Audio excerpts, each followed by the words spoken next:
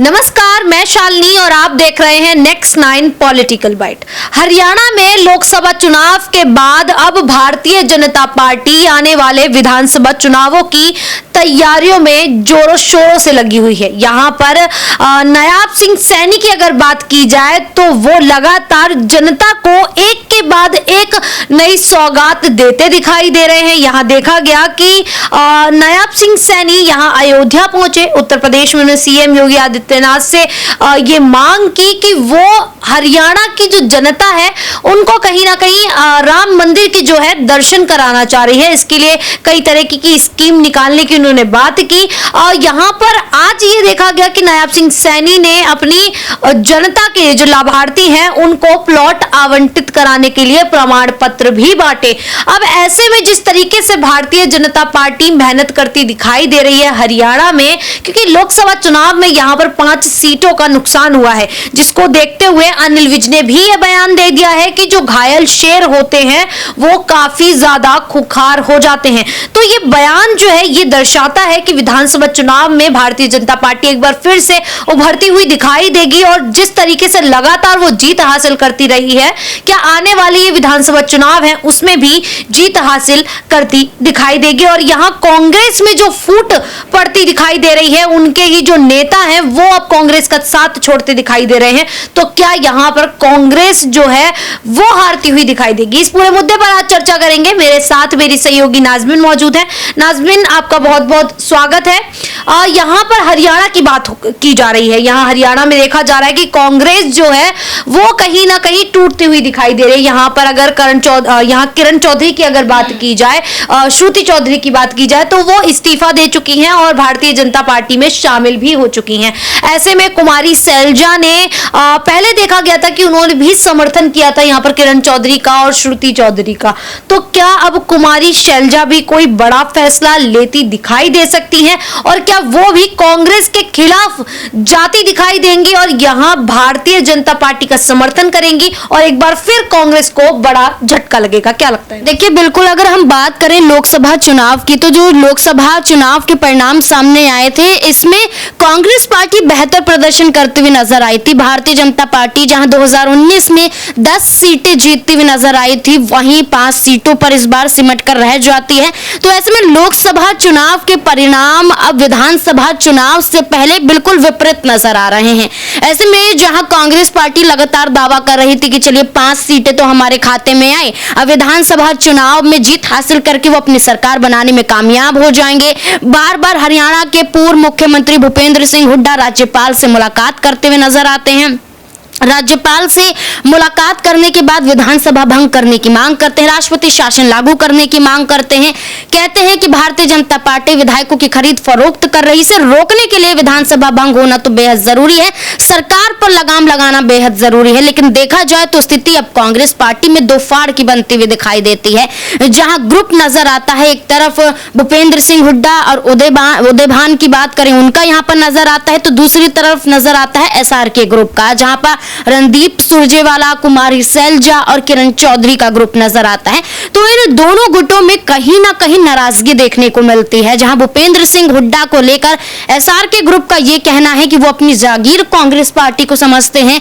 बाप और बेटे यानी कि भूपेंद्र सिंह हुड्डा और दीपेंद्र सिंह हुड्डा कांग्रेस पार्टी को हरियाणा में चला रहे हैं और किसी और को यहां पर आने नहीं देना चाहते हैं। तो ऐसे में किरण चौधरी की बात करें, जो तोशाम से कांग्रेस पार्टी की विधायिका थी, उन्होंने सीधे सीधे तौर पर बिना इस्तीफा दिए भारतीय जनता पार्टी की तरफ अपना रुख कर लेती हैं, भारतीय जनता पार्टी की सदस्यता को ग्रहण कर लेती हैं। उसके साथ साथ न सिर्फ किरण चौधरी, उनकी बेटी श्रुति चौधरी जो कांग्रेस पार्टी से सांसद भी रह चुकी हैं, वो खुद अपनी नाराजगी जाहिर करते हुए भारतीय जनता पार्टी में शामिल हो जाती है। नाराजगी होती है कि लोकसभा चुनाव में इस बार उनकी बेटी श्रुति चौधरी को कांग्रेस पार्टी ने टिकट नहीं दिया। यही नाराजगी इतनी बड़ी कि वो भारतीय जनता पार्टी का रुख करती हुई नजर आती है। लेकिन नाराजगी अब विधानसभा चुनाव से पहले कांग्रेस पार्टी के अंदर मुख्यमंत्री बनने को लेकर है, जहां भूपेंद्र सिंह हुड्डा को लेकर यह दावा किया जा रहा है कि वो अगर कांग्रेस की सरकार बनती है तो वो मुख्यमंत्री चेहरा होंगे। तो वहीं कुमारी सैलजा की बात करें, जो लोकसभा का चुनाव जीतते हुए नजर आई हैं, वो ये कहती हैं कि भूपेंद्र सिंह हुड्डा मुख्यमंत्री चेहरे के रूप में नहीं होने चाहिए। वहीं वो दाव अपना खेलती हुई नजर आती हैं कि वो अपने आप को मुख्यमंत्री के रूप में देखती हैं।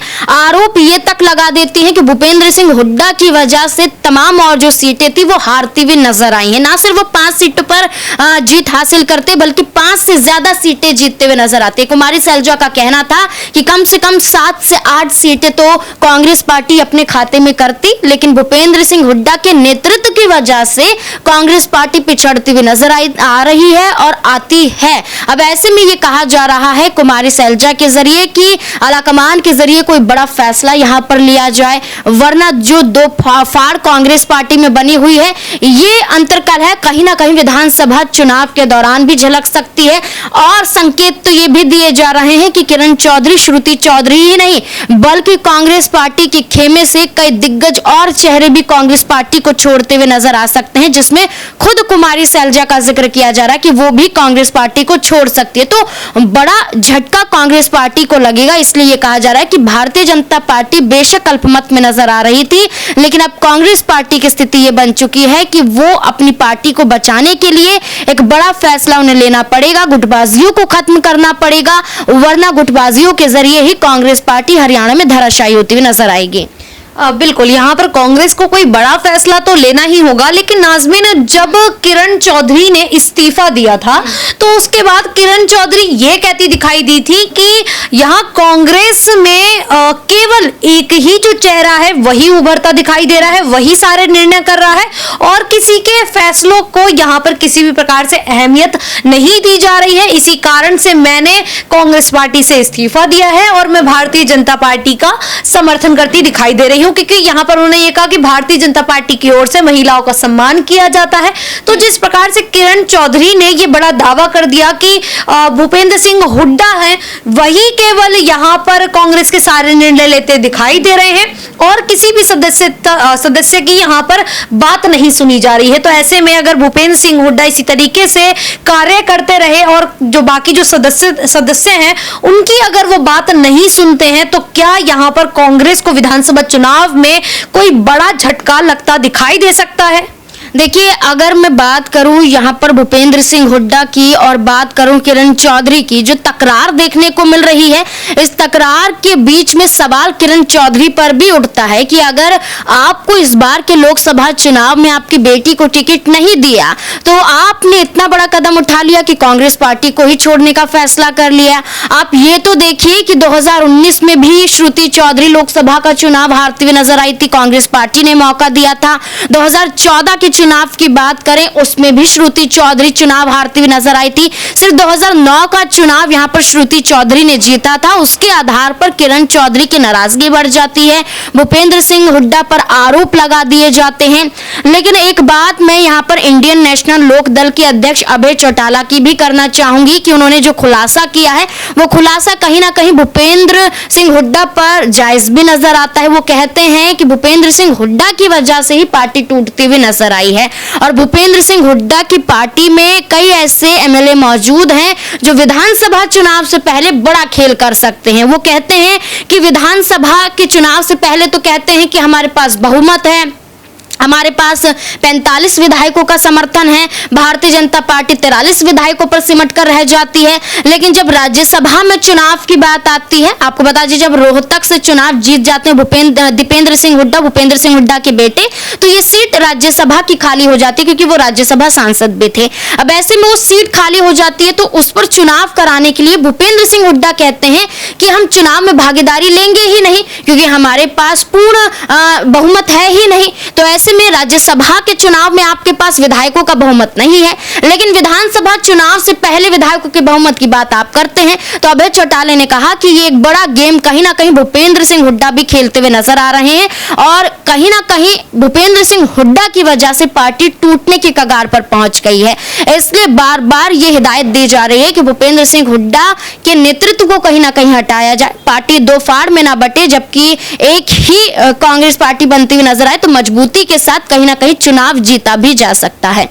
बिल्कुल, यहाँ पर कांग्रेस में जो फूट पड़ती दिखाई दे रही है वो फूट अब कहीं ना कहीं कांग्रेस पार्टी के लिए ही भारी पड़ रही है, और ऐसे में इसी चीज का जो फायदा है वो कहीं ना कहीं भारतीय जनता पार्टी उठाती हुई दिखाई दे रही है। यहाँ पर अनिल विज जो एक समय में नाराजगी जता रहे थे कि उन्हें मुख्यमंत्री का पद नहीं दिया गया, उनकी बारी थी, उन्हें वो पद मिलना चाहिए था, लेकिन उसके बावजूद भी वो ये कहते दिखाई दिए कि मैं भारतीय जनता पार्टी का अनन्य भक्त हूं और मैं भारतीय जनता पार्टी को कभी नहीं छोड़ूंगा। ऐसे में आज जो उन्होंने बयान दे दिया है कि यहाँ पर जो कह सकते हैं जो घायल शेर है वो कहीं ना कहीं खूंखार बन के दिखाई देगा। तो ऐसे में यह कहा जा सकता है कि जिस प्रकार से भारतीय जनता पार्टी एकजुट होकर मैदान में उतर गई है और विधानसभा चुनाव के लिए तैयारियों में लगी हुई है, वहीं कांग्रेस पार्टी आपस में ही मतभेद जो है वो बढ़ते चले जा रहे हैं, और ऐसे में कांग्रेस पार्टी को काफी ज्यादा नुकसान झेलना पड़ सकता है। अब ऐसे में देखना होगा कि आने वाले विधानसभा चुनाव में आखिरकार क्या कुछ होगा। क्या कांग्रेस पार्टी